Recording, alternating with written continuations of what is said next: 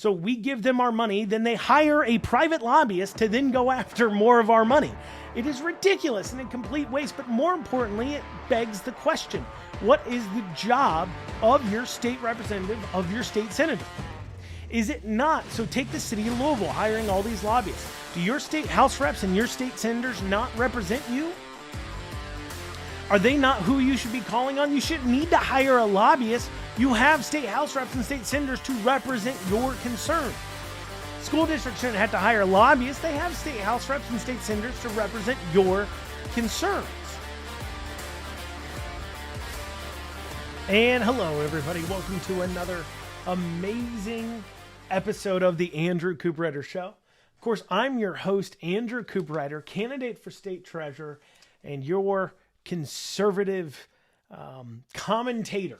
We're coming at you on a Wednesday. We're going to start doing these shows weekly on Wednesday instead of weekly on Tuesdays. Simply put, while on the campaign trail, Wednesdays are just a lot freer and open for us.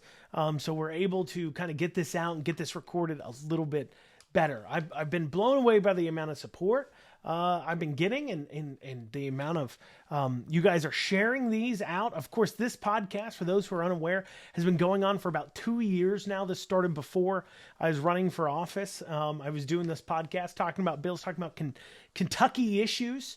And so we've just kind of continued to grow that, seeing tremendous growth. And you're a big part of that. So please remember to like, comment, subscribe, and share. Thousands of people listen every week, and we appreciate that. And we hope to have thousands and thousands more. And you can be a part of that. Just comment, like, share. Those are the things that Facebook likes. If you're on Facebook, do that. If you're on YouTube, subscribe to the channel. It really helps out.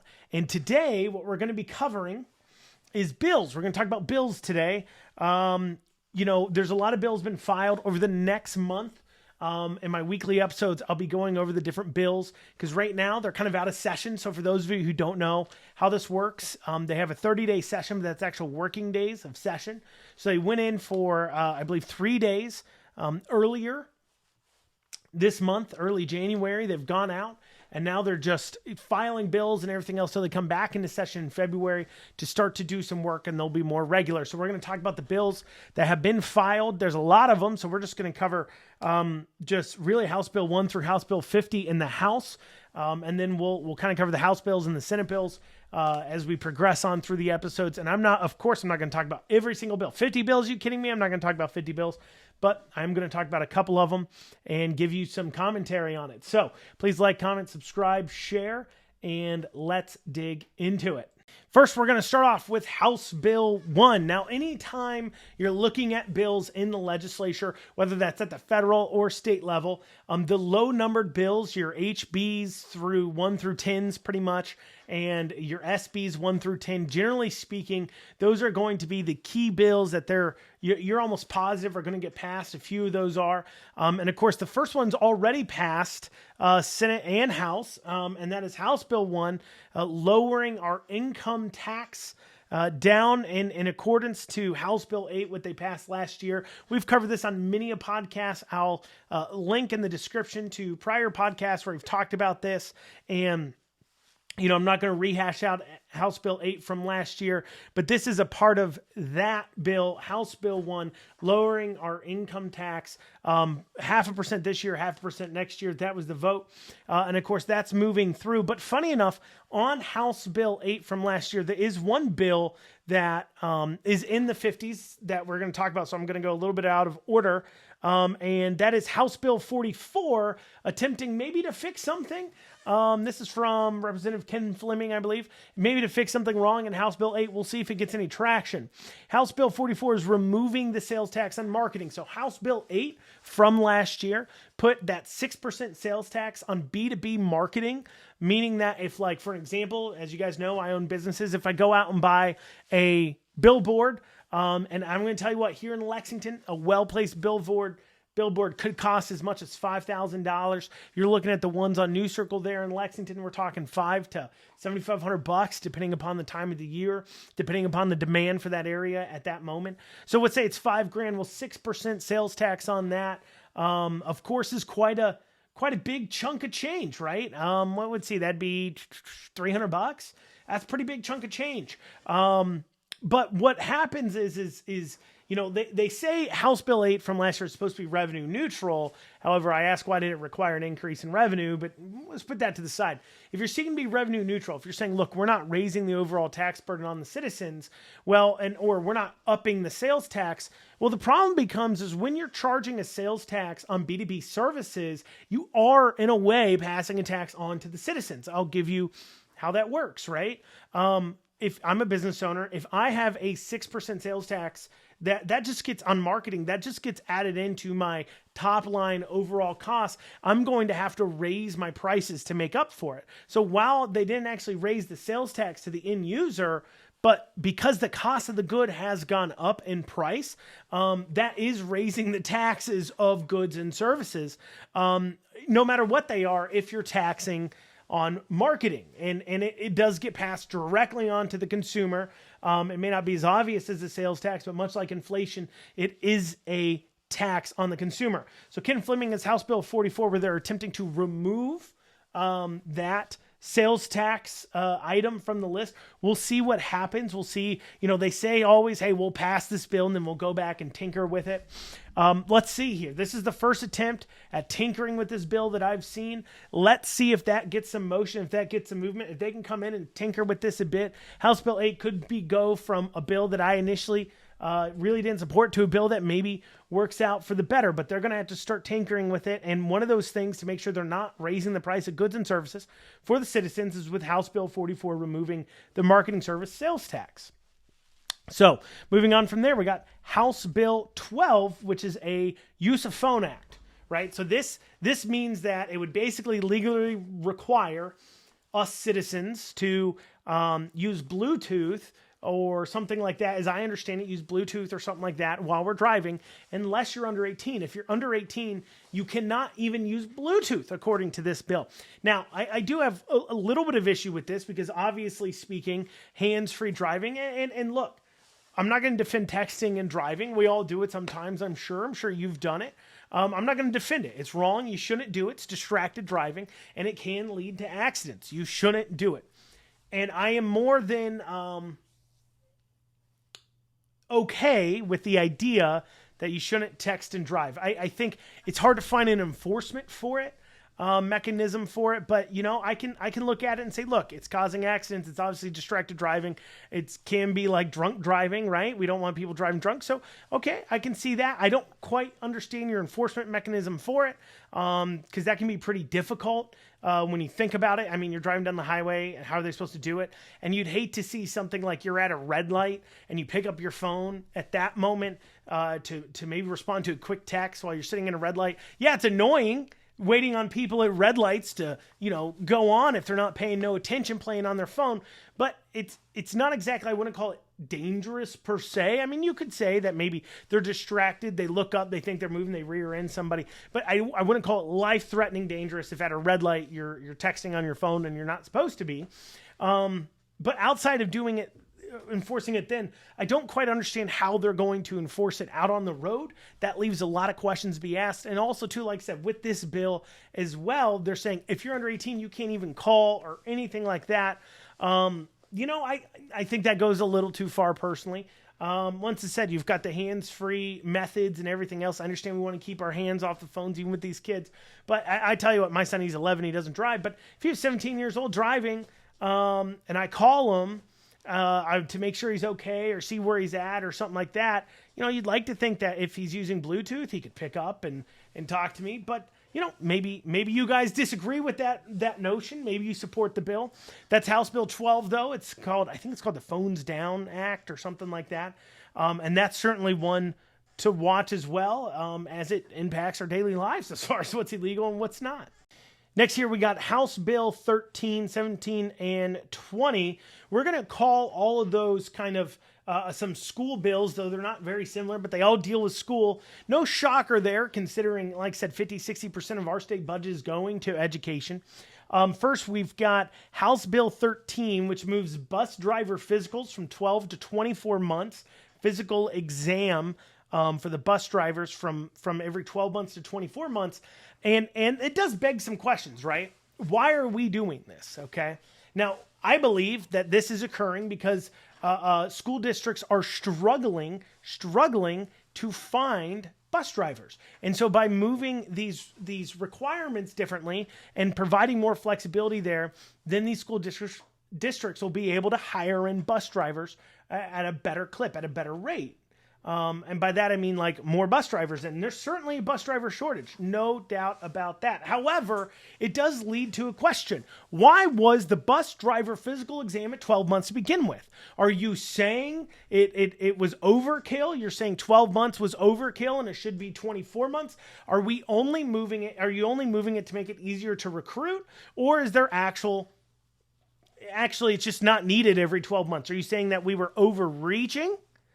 We were by requiring this physical exam, and we were requiring it too often. Of course, school bus drivers aren't the only people who are required to take, often physical exams. You have airline pilots, truck drivers, right? DOT. Those are DOT, Department of Transportation physicals. Those types of people, they're required to take medical exams often. But we're moving bus drivers from 12 to 24 months. Is that a good idea? If the empirical data shows that, look, if they're good at 12 months, they're probably good at 24, and it's not going to increase danger for the kids, then yeah, okay, makes sense. And it helps us hire more, makes sense. But what was the reason it was set at 12 months? Was that an arbitrary number pulled out of the sky? And I don't mean to harp on this one issue about bus drivers. It's not the end-all, be-all issue. But I do think it is worth having a conversation about how do we set these guidelines and how are we moving forward? Are we just plucking things out of the sky? When we originally set it at 12 months, and now since then, some people, bus drivers, and we've actually bothered to talk to people who are stakeholders or actually know what's going on with this, and they've said, look, 24 months is okay. We can get the job done in 24 months. It doesn't need to be every 12. That's overkill. I don't know, but I am curious to know how we just drew that 12 months out of anything, out of just thin air. House Bill 17 says half-day kindergarten, gonzo, no more half-day kindergarten programs. And we're seeing this push all across the country and the state, full-day kindergarten, pre-K included in our public schools, things like that. Democrat filed a bill on that here in Kentucky about doing pre-K in our public schools. And, I remember growing up, I did every other day kindergarten, right? So one day I was at school, one day I wasn't at school. And I think overall we have to ask ourselves, is why is it necessary? Now, some people could say, look, it's necessary because we're going to help working mothers and fathers get back into the workforce. So they're not, maybe they're saying, hey, one of the reasons why they can't work and so they can't, maybe they're on the public assistance is because they have kids, and half-day kindergarten means they're very limited on how much they can work. Maybe that's the reasoning behind it, and that's a reason to think about it, though I think it's a little dystopian to say that, look, we need your kids in school so you can go out and work more.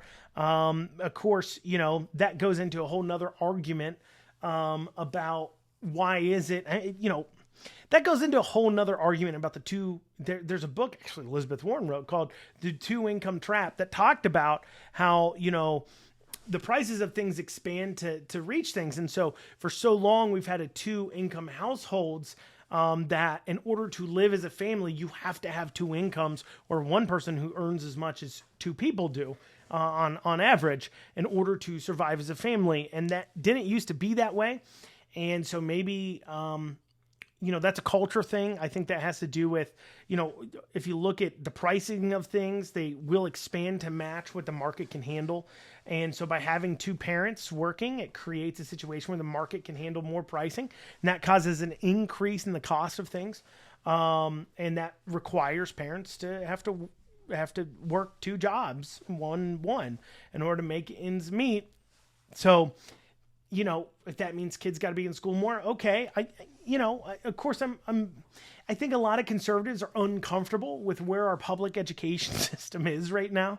I think all of us are uncomfortable with the idea of them spending more time in school, considering, quite frankly, considering what they're teaching these kids and what some of the policies that these districts are adopting is certainly concerning to a lot of parents and taxpayers.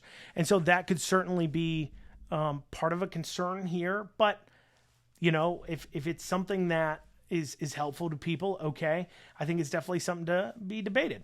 House Bill 20 increases the contract minimum for public bidding from $7,500 to $30,000. So for those of you who don't know, I do some, I don't do it anymore. I actually dropped it because I was running for office. So I stopped doing work for the government. But I used to do work for the government as a contractor with one of my companies.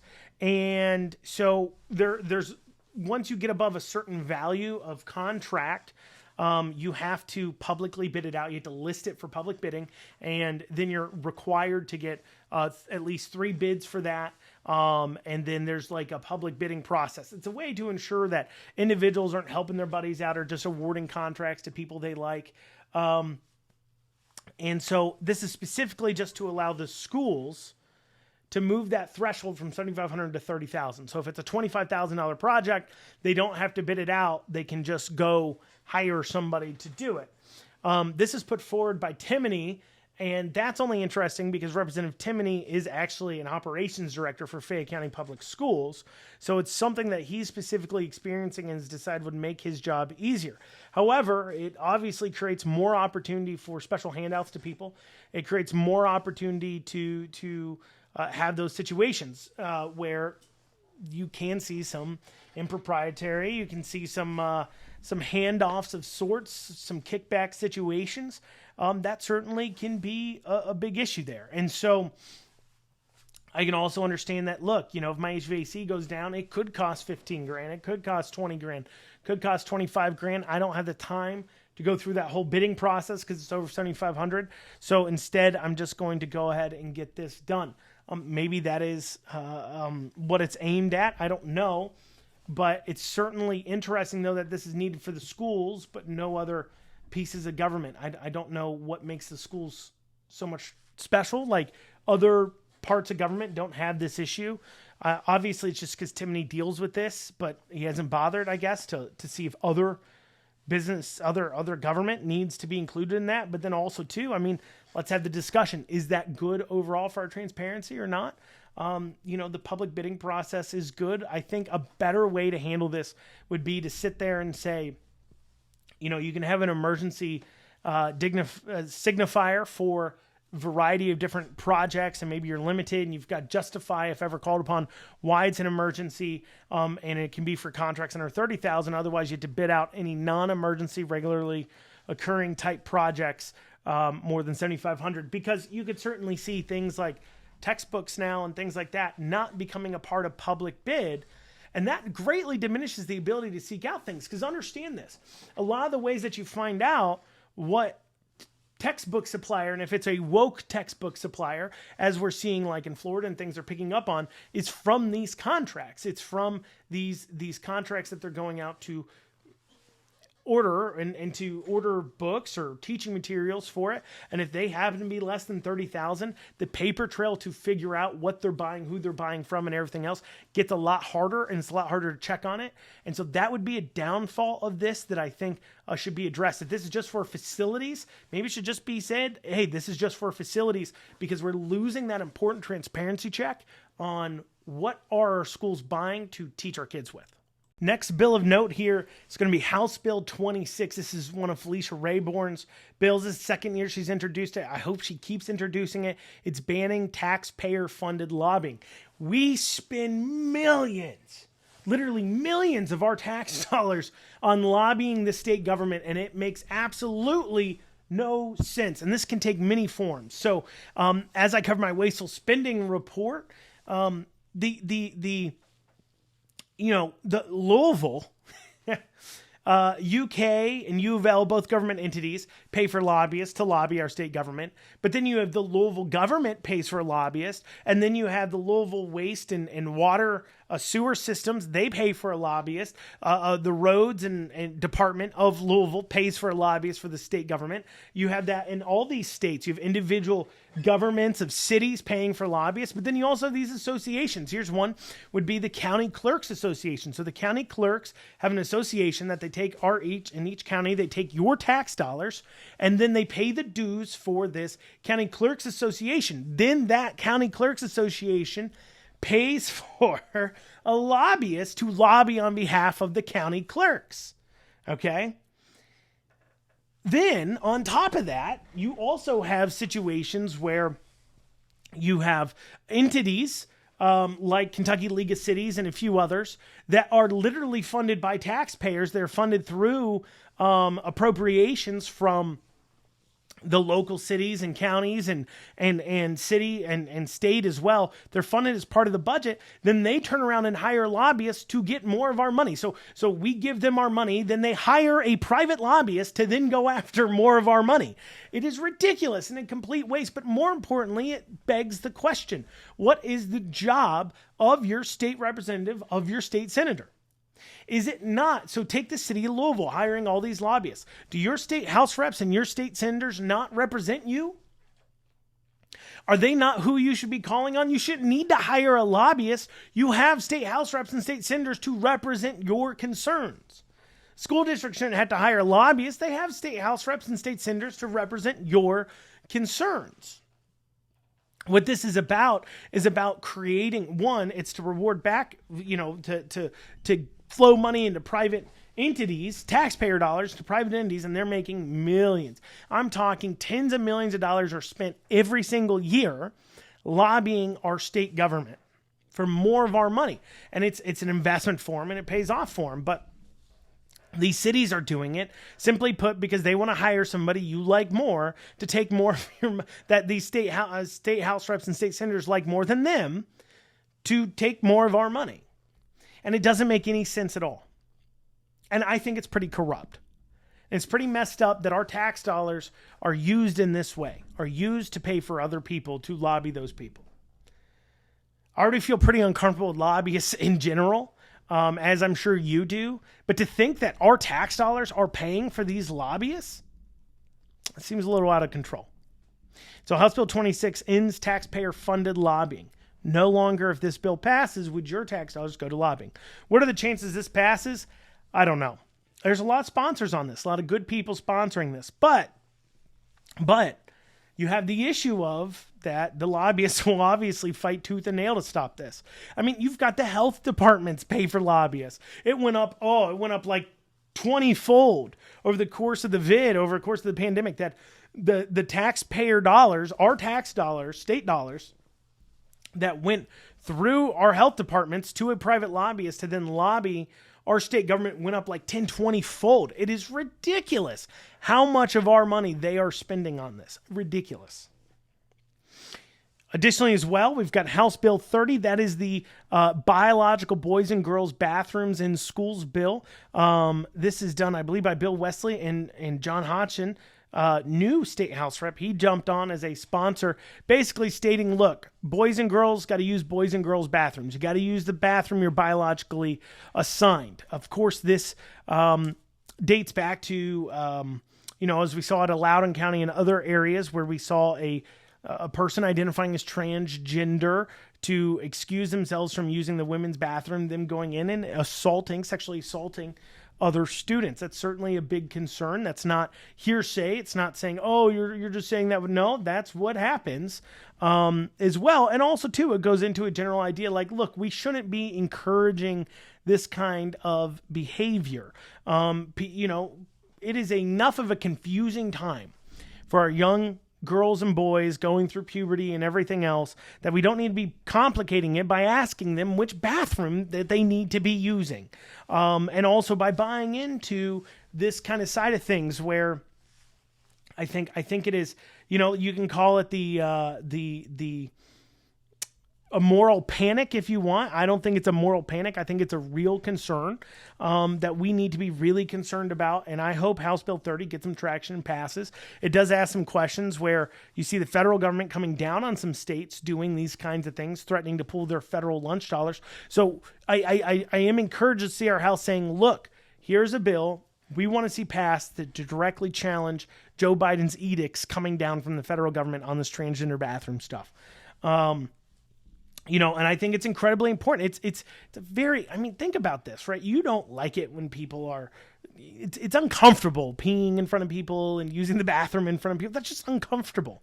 You know it. I know it. We don't want somebody coming in with a boy coming into a girl or girl coming into a boy's bathroom, and it's just causing all these issues. And look, you can claim that somehow, some way, that if we don't allow them to use whatever bathroom they decide they want to use that day, then it's somehow, if you connect these dots, it's somehow creating suicidal kids or something. We hear that argument all the time, but I find it hard to believe if we have such a mental health issue that if I don't let you use whatever bathroom you feel like using, you are now going to go end your life. We have greater issues than just what bathroom you want to use. We need to be addressing that issue with that child, and we need to be offering a lot more help than simply saying use whatever bathroom you feel like. That is a child not in a good place, and we definitely need to be dealing with that. That is not a mentally healthy child. I don't think anybody would disagree that a child who feels so mentally scarred because they have to use the bathroom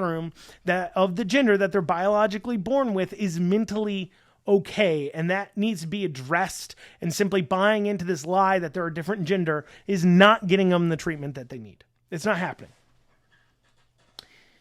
Moving on from that, House Bill 31 would stop Kentucky Board of Education from being able to require the 19 vaccine from being required in order to go to school. This, of course, has been a big concern ever since we saw the FDA add it to their scheduled vaccines, that it would be an option for these schools to add it on to as well. So this would say the Kentucky Board of Education saying, look, you can't require that in order to go to school. That makes a lot of sense. I'm sorry, it does. It does to me. Objectively speaking, we can all agree, we should be able to agree, just even looking at the data that's available, let's say you trust 100%. The flu is objectively more dangerous for K through 12 schools than the 19 is, right? We should be able to agree on that. Objectively speaking, that to be true. So if we're not requiring the flu vaccine, why should we be requiring the 19 vaccine?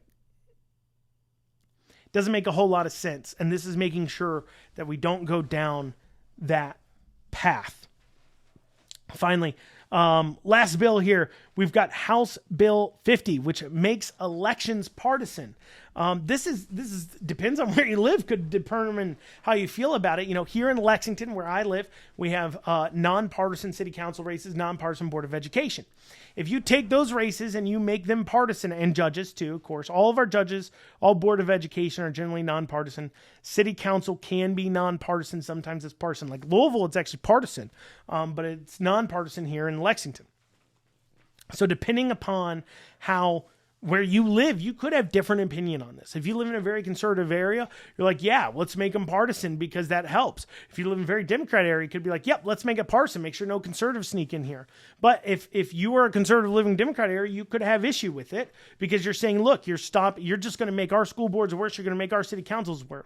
But the question becomes, is you've got these other counties, like this bill was introduced by Matt Lockett, and he resides in Jessamine. He's got part of Lexington and like half of Jessamine. And in Jessamine County, for an example, is a very conservative county. So if you put a party indicator on these school boards, then in turn, that would create a situation where it would provide more information. Now, there is one particular election that I have no issue at all. And I'm not even saying I have an issue with all these other ones being partisan. I'm just saying I can understand why other people would be concerned. There's one particular election where no matter where you live, I do maybe think they should be partisan. And that is the judge elections. Now you could be saying, Andrew, but if you just said though, conservative areas, non-conservative areas, I hear you, but hold on here. And a lot of people too, they will balk at that. Judge elections being partisan. What? Follow me here. Listen, And I had Judge John Reynolds on, and he talked about this. He talked about why it should be partisan. He brought up a lot of good points. And I agree with him. I agree with Reynolds on what he was saying. Because first, accept the fact that judges are partisan. Okay, when we're looking at the federal Supreme Court, we're looking at them and they're putting people on to the court. It is a partisan thing. We know it is. All the Democrats vote yes, all the Republicans vote no, blah, blah, blah, blah. It has become a partisan thing. So our highest court in the land, we can agree is partisan. When we look at the judges and how they're deciding, we say the conservative judges versus the liberal judges. It's become partisan, whether we like it or not, because there's all these issues that come down and we see too many. And honestly, who did this, I believe, is the liberals, because they've turned to their activist judges way too much to do way too many things. And it's made the judgeships very partisan. But on top of that as well, how do you grade a judge? And this was what me and Judge John Reynolds were talking about. How do you know if a judge is good or not? The only thing you can because it's not easy, it's not easily publicly available to see the outcomes of all their individual court cases, how the judges ruled, unless it's a very public and very publicized case. You're generally speaking not going to see how a judge has ruled on it. Especially in family court, it's really hard to tell how they're making claims there and everything else, because all you see normally is the agreed upon order. You don't really see a whole lot of finding of evidence or anything like that. How do you judge that judge, right? How do you as a voter judge those judges? You say, well, you got to research them. What? You can't research their cases. It's very difficult to find them. You want to say, well, you can talk to them. You can ask them. Go ask a lot of these judges, especially the liberal ones. If you ask them, you can't ask them how they're going to rule on cases. You ask them, how'd you rule on this case? They will literally they say this during the Supreme Court confirmation too. They say, well, I can't tell you how I'd roll on that case. I'm not allowed to tell you. I can't tell you. It's a violation of ethics. I can't tell you. So they've created these ethics where they can't tell us how they'll rule on cases. You also can't see how they've ruled on cases. You can't ask them what their values are exactly. So all you get from them, and I'm telling you this from somebody who's been on the campaign circuit, hearing judges speak, all you get from them is some mundane details about, oh, I'm married and I've got a dog and a kid and this runs into that and that does this and this jumps up and down and blah, blah, blah. And I've been a lawyer or a judge for this many years. And so often they'll be like, I've been a judge for 8 years, vote for me. Or I've been a lawyer for 30 years and I've tried this many cases, so vote for me. Well, I have no idea. Yes, you're all lawyers in order to run. But does that make you a good judge or not? In those 8 years, how have you ruled on your cases? You can't say. Can't say. Or at least it's hard for them to say, and you can't research it. And I think that's a good defense for why judge races should be partisan. Because frankly, how else do you judge them? City council, board of education, things like that. You can go look up minutes from meetings. You can go see how they voted on things. You can research them that way. Judges, you get none of that, really. Very difficult stuff. You could ask your lawyer friend, but are they really the best judge? Maybe they're just mad because they got a bad ruling from them one time and now they hate them. So I could see that becoming partisan, and that makes a whole lot of sense as far as any pushback against this. I think it depends on where you live, right? You're going to see Democrats pushing back against this that are worried about how these boards and city councils will now become more conservative in these already conservative areas because they've been hiding how they feel about things. I'm thinking of Bowling Green and as such. But then also at the same time, you've got areas like Lexington and Louisville where if you're a Democrat, you're saying, yeah, I'd love that. Make sure I get all the secret conservatives off because, get the 3 or 4 conservatives that are on the city council, get them gone, get the board of education people gone, get all them out of here. I could see that too as well. I think it's definitely something that needs to be heavily debated about making all elections partisan.